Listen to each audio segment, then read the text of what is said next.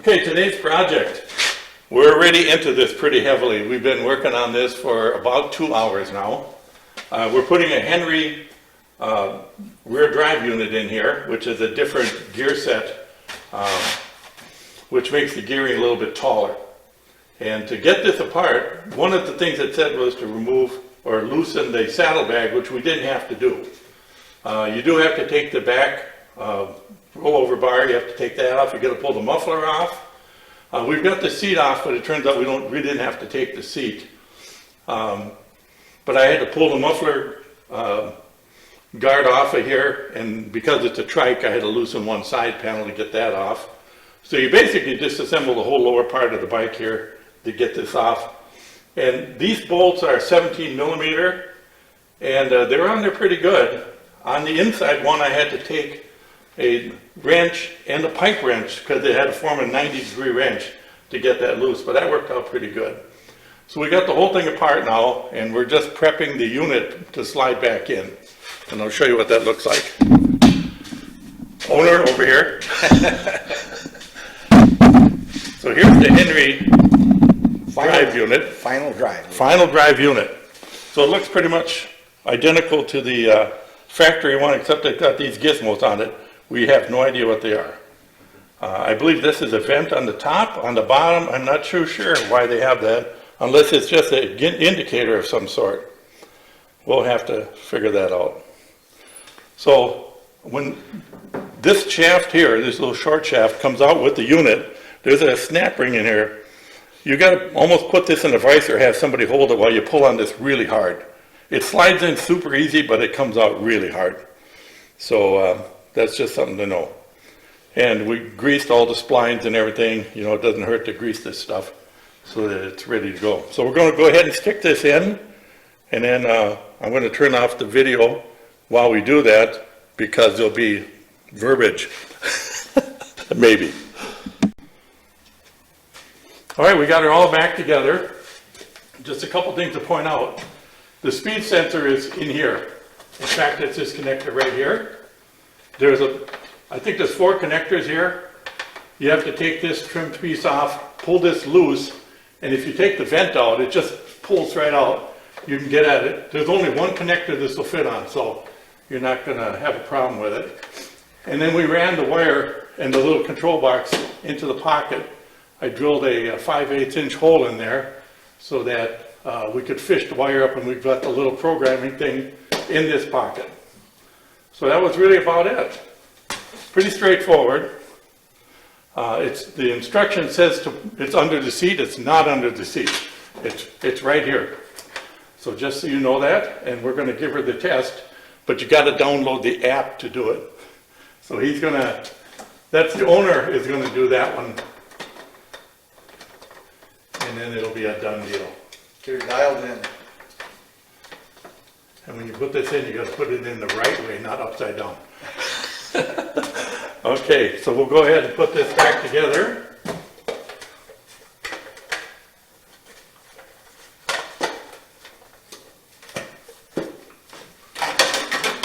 Just like that.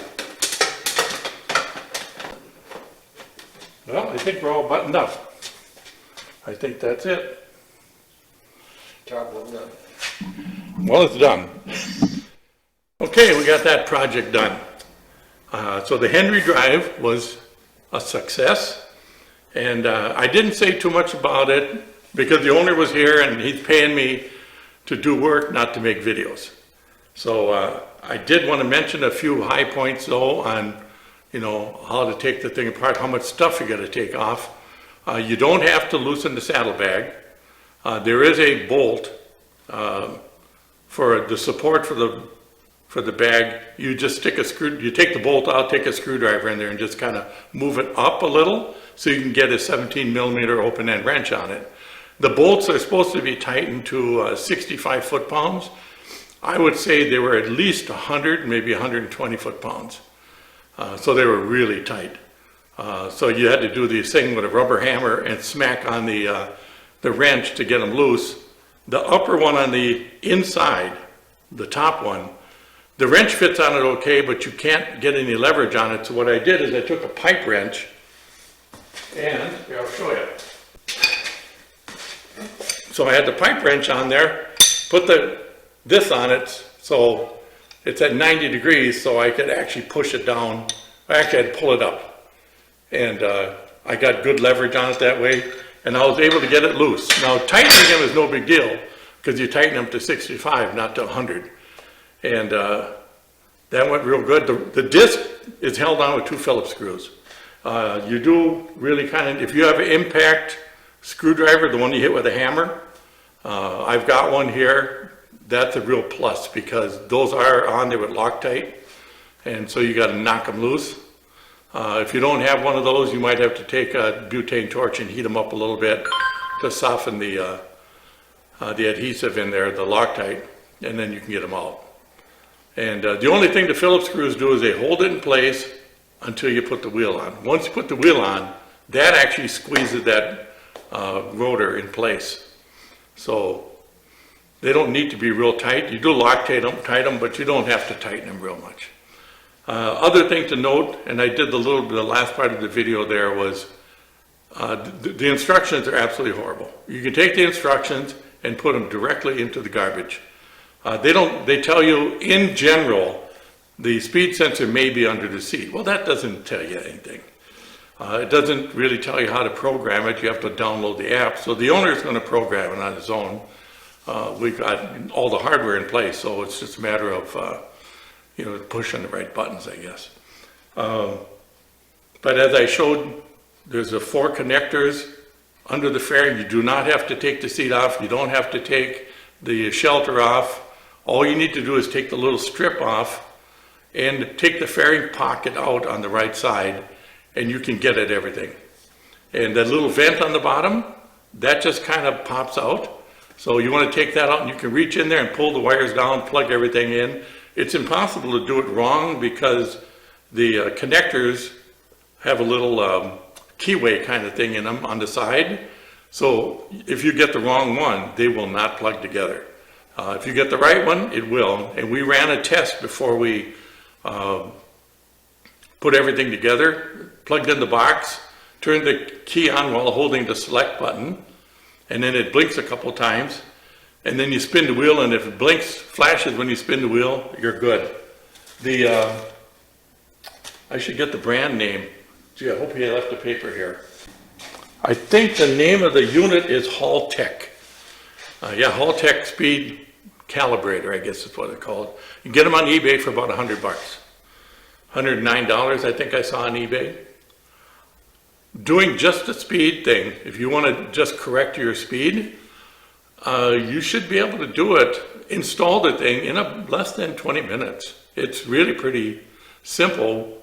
There's a drain hole in the pocket that's about 3/16 in diameter. I had to drill that out to 5/8 of an inch and push the connector through it, and then we put the little control box right in that side pocket. They give you a program button, which you could get by with a 2-inch cable. You get about 4 feet. So that had to get wrapped up and stuffed in there too. But it's set up so kind of a generic thing. Some bikes have the speed sensor connection under the seat, but then you got to fish that wire all the way up to the front. So they give you enough wire for that. That's why you have so much wire.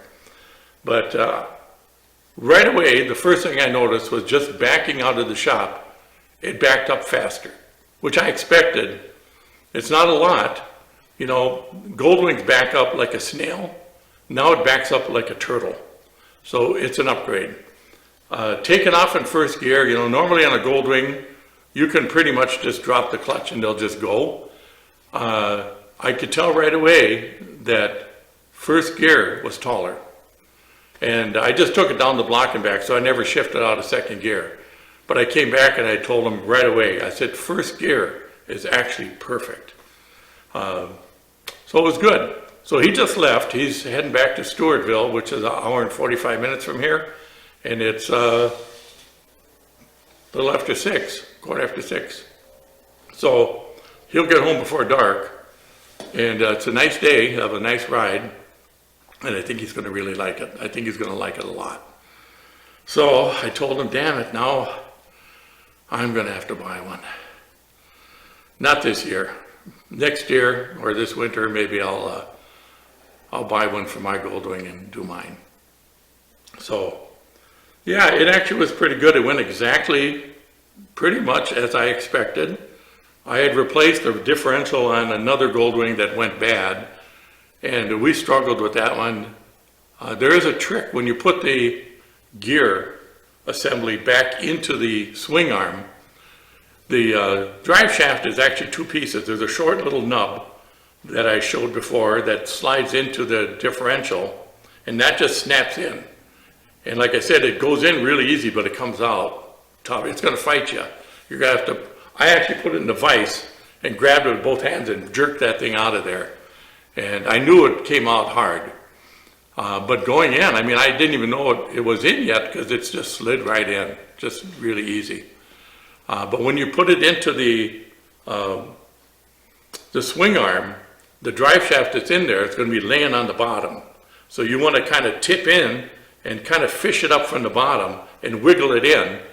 And I've read a couple things where guys put the whole thing together, put it in gear, and it won't move because the differential shaft is above the drive shaft and nothing's connected. So we got it in, and I told the owner, I said, put it in gear, and I moved the disc back and forth, and you could hear the gears clink. So we definitely was engaged and everything was good. And that went really well. It went really well. I was surprised how easy it was to put it back in there. I guess on the two-wheel, like I said, you know, you might be better off to lay it on its side to do some of this stuff. Because everything you do, except for taking the tire off, you know, taking the wheel off, you'd have to lean it one way, take the wheel off, and then flip it the other way, which would be really awkward. Yeah, it would be hard. It really helps. The lift really makes a difference because I was able to just kneel down and do all the work. And, you know, you had a trailer hitch on there, which was in the way. So that, you know, caused a little bit of an issue. He had taken the seat off, which according to the instructions we had to do. Well, we didn't have to take the seat off. Do not take the seat off. Yeah, there's no reason to do it. It's just one extra step you shouldn't have to do. But yeah, I would, if there's anybody interested in doing this, and you know you want to do it yourself or whatever, and you have questions, feel free.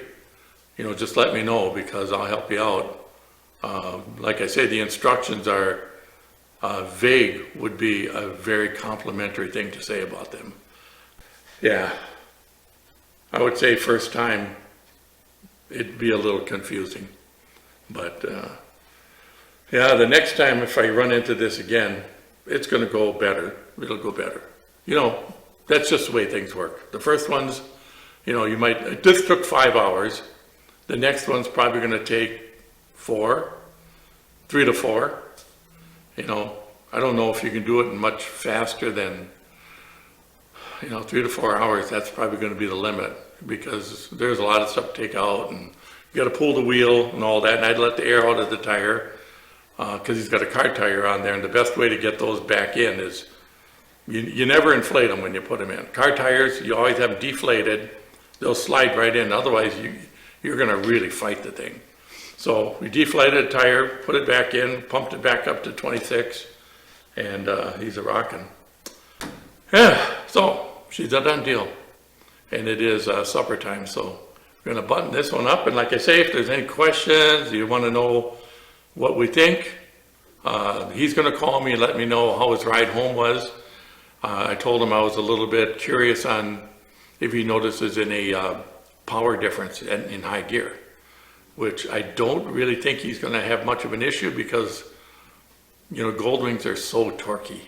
The only thing I can see is if you're going to pass a car, you might have to drop it to 4th to get that extra little punch, but I think it'll be fine. So we'll keep you up to date. I'll do a little refresher here, a real short one, just on what he tells me and what his thoughts are as far as the viability of this upgrade. It is an upgrade, so quite happy. And the name of the company is Henry. Just do a search for Henry Final Drive, and it'll come up.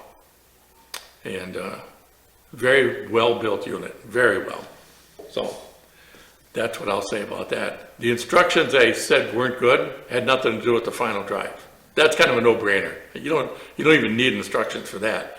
Where you need instructions is a programming thing, and that's what was bad. So just to get that straight, all right? I will catch you later and let you know how it worked out.